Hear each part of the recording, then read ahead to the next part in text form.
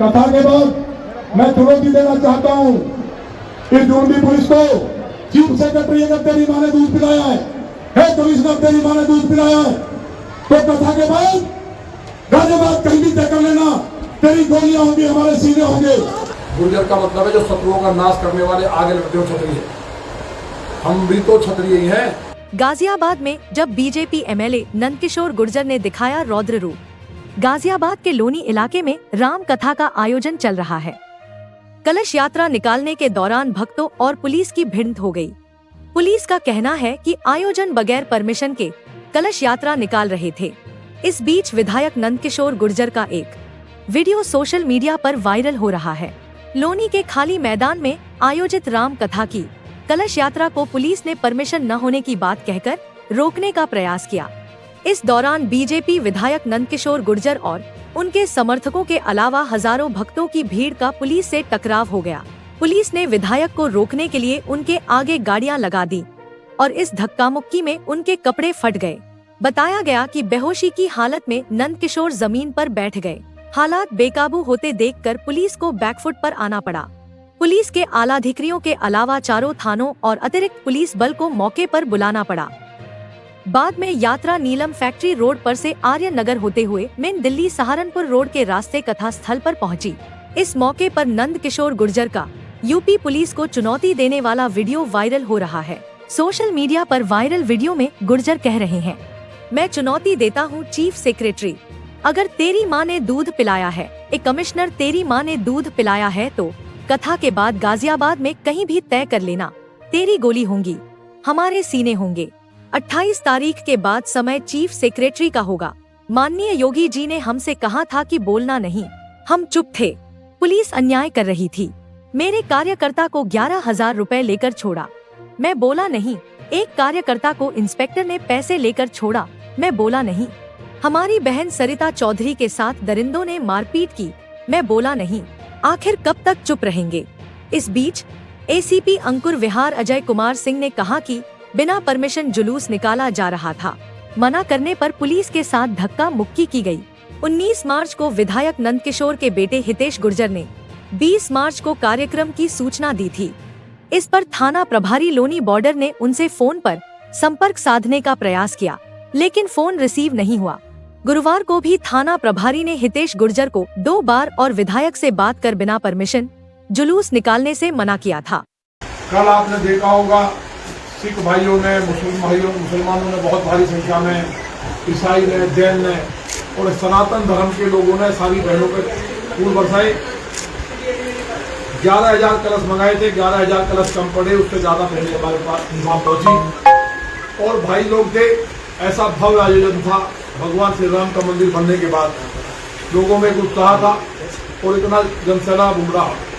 उसके बाद पुलिस ने वहां रात को जेसीबी ले जाकर के गेट को गिराने की कोशिश की। मैंने बात की, लेकिन उन्होंने कहा कि नहीं, कथा नहीं होने देंगे। हमने कहा भाई क्यों, तो हमेशा होती है, तो पहली बार तो होने रही, पहले से परंपरा है, पूरी दुनिया जानती है। आप लोग सारे लोग जानते हो, मैं हर साल कथा कराता हूँ, हर साल कराता हूँ कि नहीं।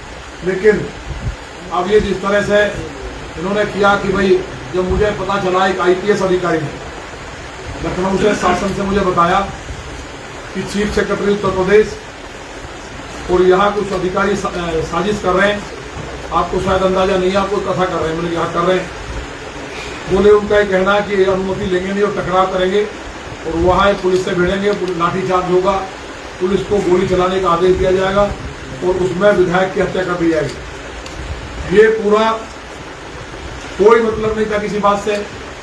4 और भी दौनी में राम कथा चल रही है, जिनमें 2 में तो मैं खुद गया हूँ।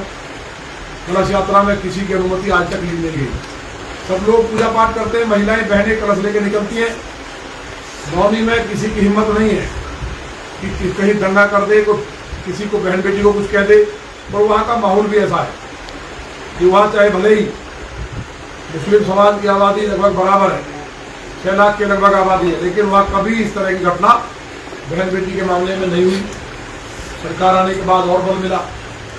तो जब मुझे लगा कि ये सब घटना है, हो सकता है जो अधिकारी बता रहे ठीक कह रहे हैं, तो हमने ACP को ये हमने दिया लेटर। वो कह रहे कोई आवेदन नहीं दिया है, ये आवेदन, ये रिसीव कॉपी है, कोई ऐसा नहीं है।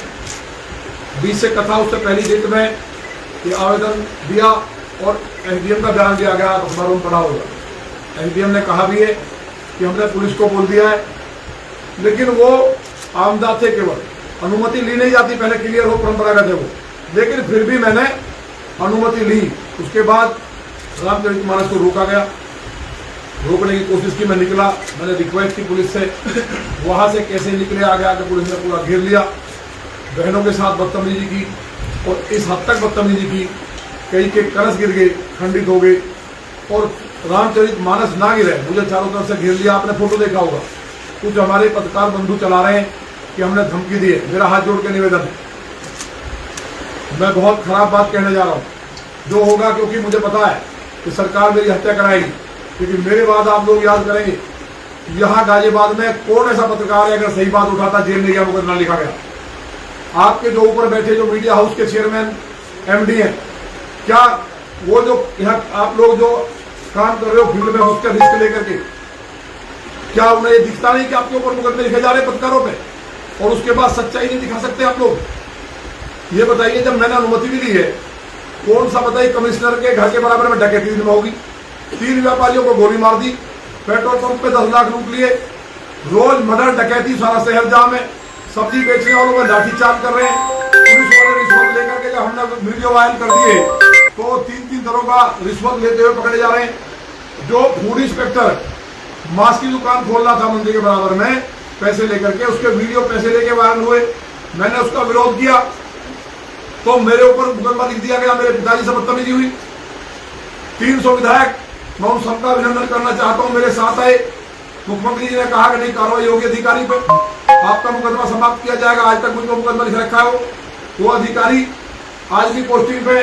अभी मेरा केवल दोष इतना है, ये जो घटना है, जो चीफ सेक्रेटरी मुझे मरवाना चाहते थे, क्योंकि कमिश्नर से हमारा झंझट नहीं है, ये गरीब को, व्यापारी को अफीम, चरस, ड्रग्स, अवैध हथियारों का अड्डा बुरी तरह जो गाजियाबाद बना, लोग यहाँ से पलायन कर रहे हैं। मैं उसका विरोध करता हूँ। गरीब की सब्जी बेचने वालों पे लाठी चल रही है, तो मैंने कहा कि जिनको मैंने प्रधानमंत्री जी ने स्वनिधि योजना के तहत लोन दिया, ऋण दिया, जो कोरोना में बर्बाद हुए, उनकी मैंने मदद कर दी।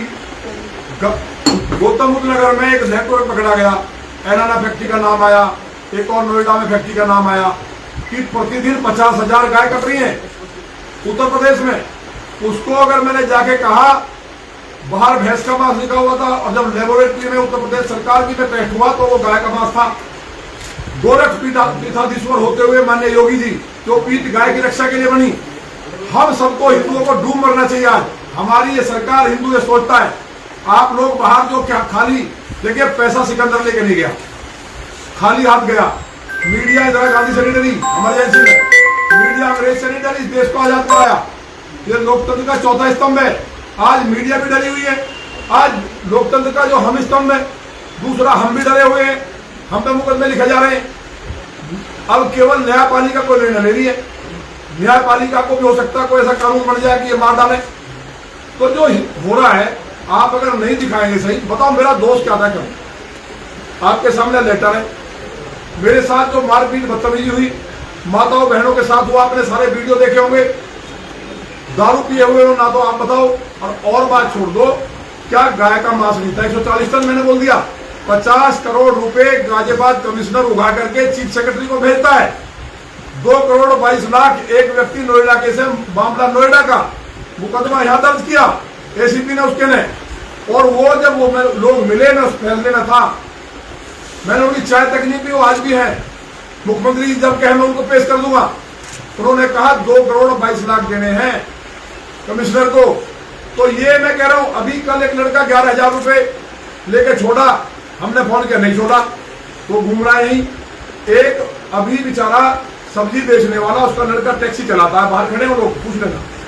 फिर मैं चैलेंज कर रहा हूं चीफ सेक्रेटरी को, कुरान को फेंक कर फाड़ के दिखाए अगर उसकी मां ने दूध पिया है और किसी अधिकारी ने पिया है, गुरु ग्रंथ साहिब को या बाइबल को छू के दिखाए।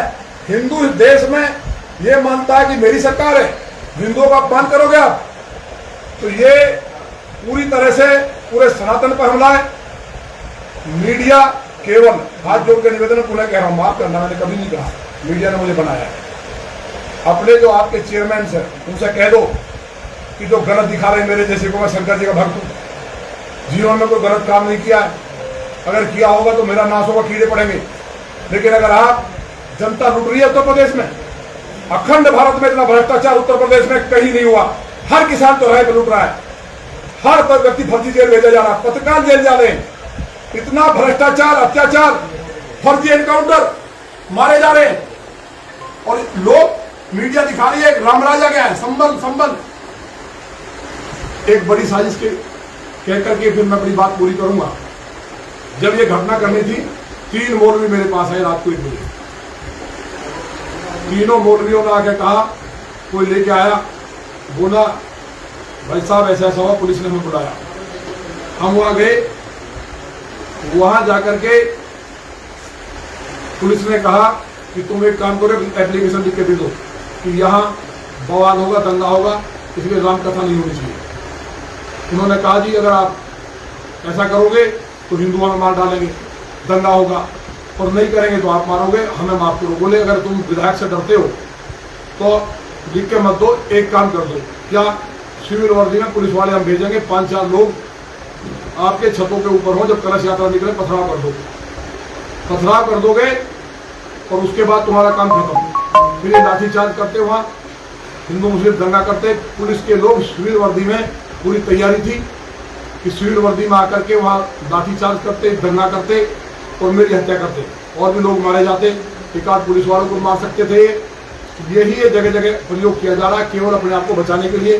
कल की साजिश ये थी, तो मैंने उन मौलवियों से कहा कि आप एक काम करो कि यहाँ से आप कहीं चले जाओ शाम तक के लिए, कल तक के लिए, और ये सब मामला निपट जाएगा और आपको हम कुछ नहीं कहने वाले। इसलिए तमाम वर्गों ने फूल बरसाए, ऐसी यात्रा कभी निकली नहीं है। लेकिन मुझे तकलीफ है कि मैं भी ठाकुर हूँ। गुर्जर का मतलब क्या है? गुर्जर का मतलब है जो शत्रुओं का नाश करने वाले, आगे लड़ते हो क्षत्रिय। हम भी तो क्षत्रिय ही हैं। अगर उत्तर प्रदेश में 2700 ब्राह्मणों को कत्ल कर दिया गया ड्रिल मार मार के, 2700 तो रिकॉर्ड मारे गए, काट दिए गए, कुर्मी मारे, सारे पिछड़े मार डाले। कल इतनी बुरी स्थिति हुई है, आप आश्चर्य करेंगे। उन्होंने पहले तो ब्याह जी गाली दी और एक ब्राह्मणों को, मतलब जो मैं बोल नहीं सकता, गाली देते हुए पुलिस ने। गाय ब्रह्मांड की माता है, 50,000 गाय प्रतिदिन कट रही है, फिर दोहरा रहा हूं मैं। और जिस धरती में गाय की खून गिरती है, राम राज आया। आसाम में देखिए, आसाम की सरकार समझ लो, उत्तराखंड में जाओ, हरियाणा में जाओ, दिल्ली में सरकार आई है। हमारी जहां जहां सरकार हेमंत बिश्व शर्मा से समझ लो, महाराष्ट्र में गोहत्याबंदी कानून आया, उत्तर प्रदेश में राजमाता का दर्जा क्यों नहीं आता? गाय काटने वाले को फांसी क्यों नहीं लगती? गोरख पीठाधीश हो रहे महाराज जी, हे माँ कामाक्षा माई, हे महादेव, अब आप इसे भरोसा है उत्तर प्रदेश की जनता को। 28 तारीख के बाद समय चीफ सेक्रेटरी का होगा, समय चीफ सेक्रेटरी का होगा। माननीय योगी जी ने हमसे मना किया था, बोलना नहीं है, हम चुप थे। पुलिस अन्याय कर रही थी, मेरे एक कार्यकर्ता को करीब 11,000 रुपए लेकर छोड़ा, मैं बोला नहीं। एक कार्यकर्ता को धोनी बॉर्डर थाने के इंस्पेक्टर ने पैसे लेकर छोड़ा, मैं बोला नहीं। हमारी बहन सरिता चौधरी, उसको दरिंदों ने मारपीट की, मैंने आवाज उठाई, योगी जी ने कहा मैं बोला नहीं। कब तक चुप रहेंगे?